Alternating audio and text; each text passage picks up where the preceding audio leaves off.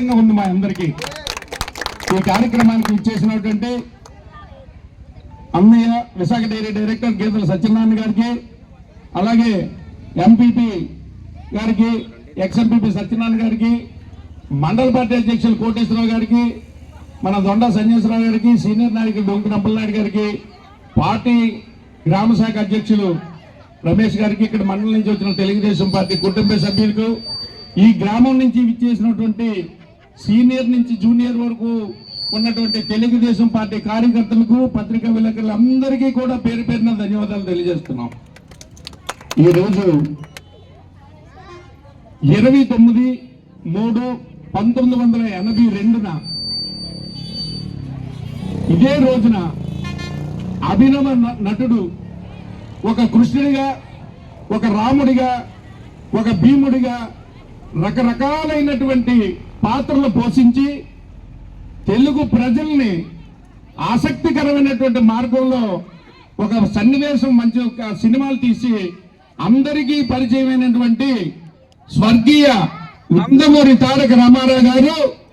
ఇదే 29/3/1982లో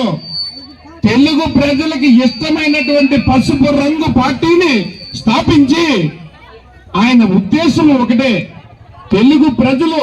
పడుతున్నటువంటి ఇబ్బందులు ప్రత్యక్షంగా చూశాడు ఆయన. నాడు అధికారులు కానీ కాంగ్రెస్ పార్టీ, జాతీయ కాంగ్రెస్ పార్టీ నాయకులు చేస్తున్నటువంటి అఘోరాలు చూడలేక ఆ రోజు ఈ పార్టీని స్థాపించి పేద ప్రజలు, ఆయనకు ఒకటే మాట, బడుగు బలహీన వర్గాలే అన్న మాట తప్ప రెండో మాట లేదు. ఆయన ఉద్దేశం కూడా ఒకటే, కూడు గూడు గుడ్డ. అంటే తెలుగు ప్రజలు బట్టకు కానీ, తిండికి కానీ, ఉండడానికి ఇల్లుకి కానీ లోటు లేకుండా బ్రతకాలనేటువంటి ఒకే ఒక ఆకాంక్షలో నాడు పార్టీ పెట్టి విభిన్న కాలంలో రాష్ట్రం అంతా పర్యటించి వచ్చేటువంటి ఎలక్షన్లో అనతి కాలంలోనే ముఖ్యమంత్రి అయినటువంటి ఘనత స్వర్గీయ నందమూరి తారక రామారావు గారు. ఆయన ప్రమాణ స్వీకారం చేసినప్పుడు, ప్రమాణ స్వీకారం చేసిన వెంటనే ప్రతి ఒక్కరూ కూడా తెల్లన్నం తినాలని, అంటే ఆయన నాటికి ఏదో గంటన్నో జొన్నన్నమో లేకపోతే ఇలాంటివే తినేవారు తప్ప అన్నం అనేది ఇలాంటి పండగ పోతే ఉండేవారు తప్ప మిగతా రోజుల్లో ఉండే కాదు. అలాంటి ఉద్దేశంలో పేద ప్రజలందరూ కూడా తెల్లటన్నం తినాలని కేజీ ₹2 బియ్యం పథకాన్ని పెట్టి అందరికీ కూడా అన్నం తినేటువంటి మంచి సదుపాయం కలిగినటువంటి వ్యక్తి ఎన్టీ రామారావు గారు. అలాగే ప్రతి ఒక్కరూ కూడా కమ్మలిల్లు అనేది లేకుండా పెంకిటిల్లు ఉండాలని చెప్పి ప్రతి ఒక్కరికి కూడా ప్రతి గ్రామంలో ఎన్టీఆర్ గృహ నిర్మాణ సముదాయం అని చెప్పి ఎన్టీఆర్ కాలనీ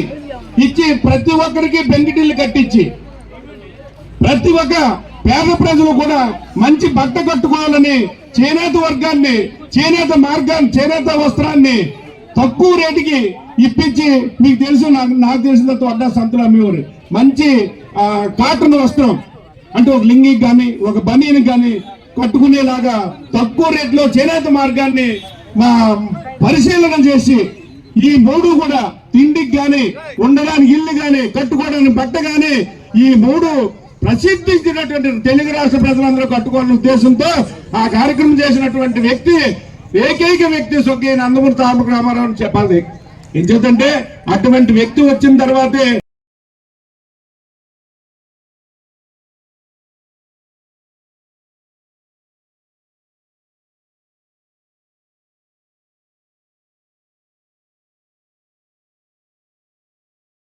వీడియో నచ్చితే లైక్ చేయండి, షేర్ చేయండి, ఛానల్ని సబ్స్క్రైబ్ చేసుకోండి. Thanks for watching.